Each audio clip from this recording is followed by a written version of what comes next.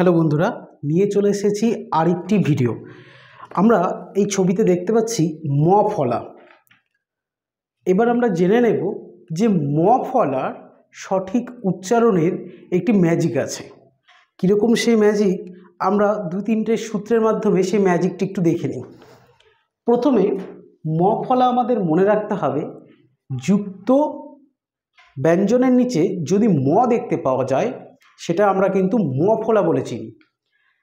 ধরুন এখানে লেখা আছে তন্ময়, এখানে লেখা আছে দন্তান্নয়ে ময়ে। এই যে ম দেখতে পাচ্ছি এটাই হচ্ছে ম ফলা। এর উচ্চারণের বৈচিত্র্য রয়েছে। এটা যদি শব্দের শুরুতে বসে বা শব্দের যদি একেবারে প্রথমে বসে তাহলে তার উচ্চারণ একটু অন্যরকম হয়। আবার যদি শব্দের মাঝে বসে তাহলে তার কিন্তু উচ্চারণটা আবার অন্যরকম হয়। তাহলে আমরা একটু জেনে নিই। ম ফলা যদি শব্দের মধ্যে থাকে তাহলে ম ধ্বনির উচ্চারণ অক্ষুণ্ণ থাকে। ম ধ্বনির উচ্চারণ কি থাকে? অক্ষুণ্ণ থাকে। কিরকম দেখি, আমরা লিখছি তন্ময়, এটাকে ভাঙলে হবে ত দন্তান্ন ম এবং অন্তস্থ। অনেক সময় আমরা লক্ষ্য করি যে এই ম ফলার উচ্চারণ কিন্তু হয় না।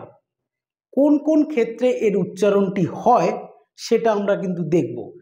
একটা উদাহরণ কিন্তু তন্ময়। এই সমস্ত শব্দে ম ফলার উচ্চারণ কিন্তু লক্ষ্য করা যায়।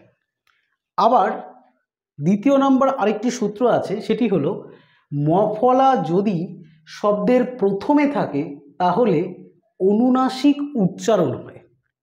এরকম যেমন লিখেছি স্মরণ, উচ্চারণটা হচ্ছে স্মরণ। এখানে কিন্তু আমাদের অনুনাসিক ব্যঞ্জনের মতো উচ্চারণ হয়। আবার এখানে লিখছি শ্মশান, তাহলে কি আছে? এখানে ম ফলা রয়েছে, এর উচ্চারণ কিন্তু হচ্ছে শ্মশান। এখানে উচ্চারণটা অনুনাসিক হবে।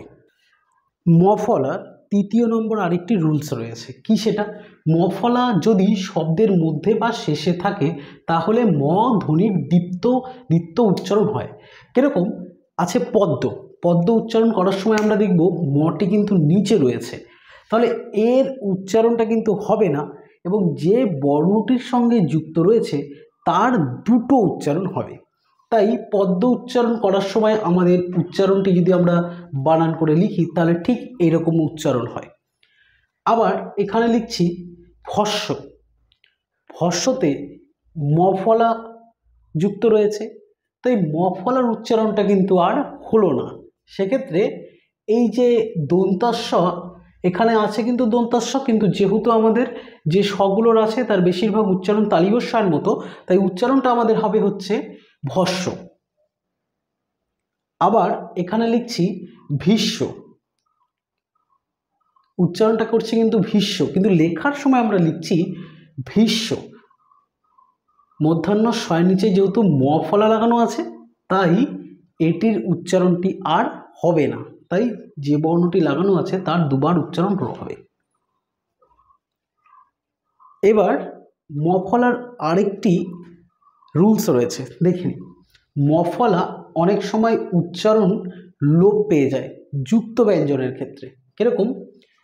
এখানে লেখা আছে লক্ষণ, যদি আমরা এটাকে ভাঙি তাহলে ল, যেহেতু যুক্তক্ষ আছে, যুক্তক্ষ মানে আমরা জানি যে ক এবং মধ্যাহ্নস্ব থাকে, তার মধ্যে এই ম ফলাটি লাগানো আছে, তার জন্য এর উচ্চারণ কিন্তু কি হয়ে গেল?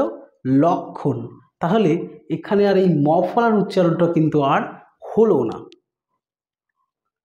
এই ম ফলার এই উচ্চারণের বৈচিত্র্যগুলো জানতে ভিডিওগুলো অবশ্যই পুরোটা দেখুন, স্কিপ না করে। ভিডিওগুলো ভালো লাগলে লাইক, শেয়ার এবং সাবস্ক্রাইব করতে ভুলবেন না। অবশ্যই চ্যানেলটির পাশে থাকুন। ধন্যবাদ বন্ধুরা।